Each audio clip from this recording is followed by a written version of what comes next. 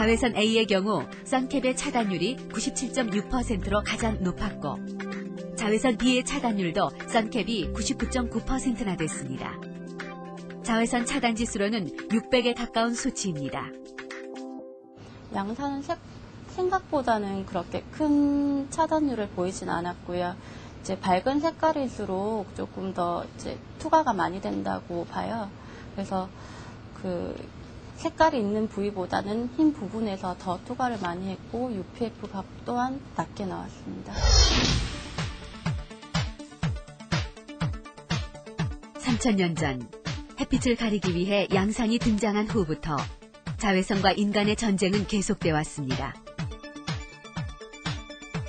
자외선을 차단하기 위해 특별히 만들어진 것도 아니고 별로 의식하지도 않지만 우리가 가장 쉽게 사용하는 자외선 차단 도구도 있습니다. 바로 옷입니다. 실생활에서 가장 많이 입는 대표적인 옷인 면티, 셔츠, 등산복, 청바지는 얼마나 자외선을 차단할 수 있을까요?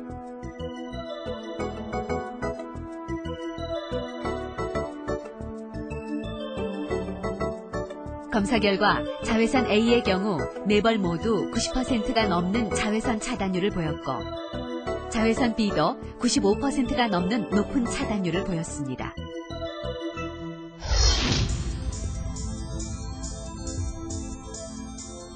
마치 땅에서도 태양열이 올라오는 것 같은 여름. 이 시기가 1년 중 태양의 고도가 가장 높아져 우리나라를 비추는 햇빛도 가장 강렬해지는 때입니다.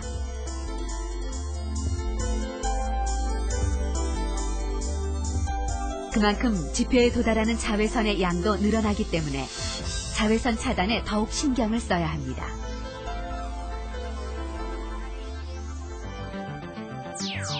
연간 우리나라의 자외선 지수를 살펴봐도 한여름인 8월이 가장 높습니다.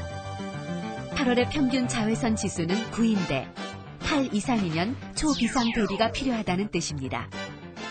자외선이 매우 강해서 외출을 피해야 하는 시간도 8월에는 5시간이 넘어 1년 중 가장 길었습니다.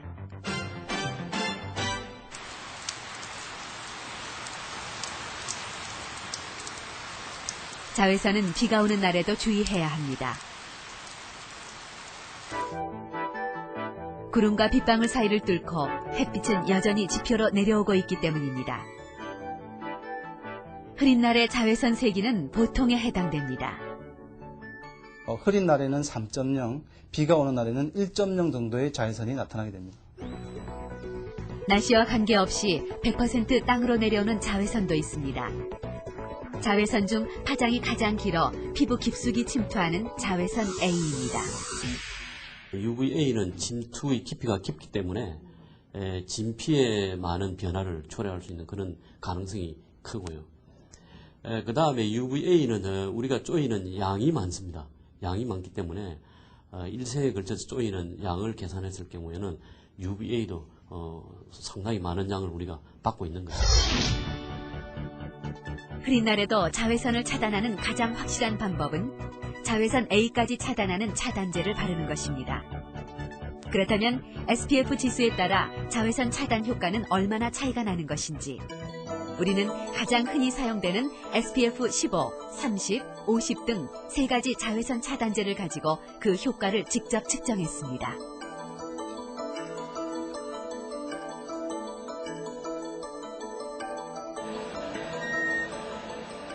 실험 지원자의 등에 SPF 15, 30, 50의 자외선 차단제를 각각 바르고 자외선의 강도를 점점 높였습니다.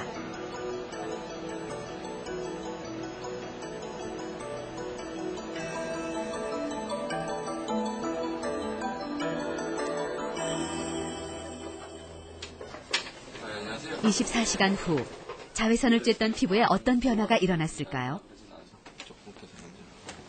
실험 결과 SPF 지수에 따라 그 효과도 차이가 났습니다. 보니까 이분 같은 경우에는 SPF 15의 자외선 차단제를 바른 피부의 경우 적은 양의 자외선에도 붉어졌지만 50을 바른 피부는 자외선의 양이 셀 때만 붉게 반응했습니다. 그렇다면 자외선 차단제의 양에 따라서는 어떤 차이가 있을까요? 똑같이 SPF 30인 자외선 차단제를 양만 다르게 해서 펴바른 후 자외선을 쬐주었습니다.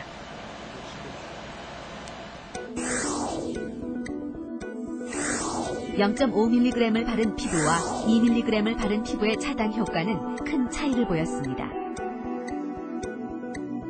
2mg을 바르는 것은 쉽지 않습니다.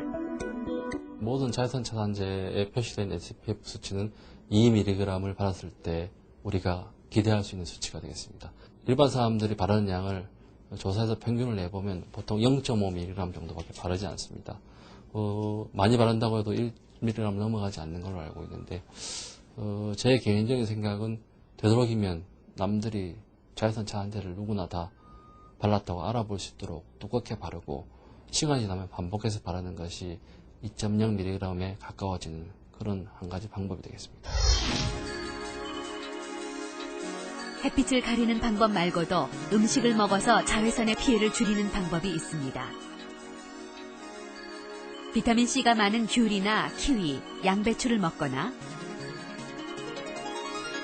비타민E가 많은 땅콩이나 아몬드, 아스파라거스를 먹는 것도 좋습니다.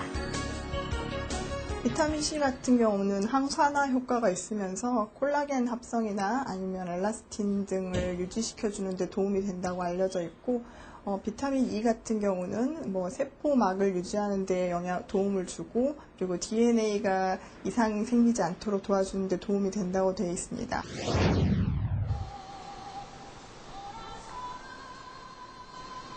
자외선이 언제나 사람에게 해로운 영향만 미치는 것은 아닙니다. 충분히 섭취하도록 하시고요. 생선, 등푸른 생선 종류거든요. 그걸 충분히 드시도록.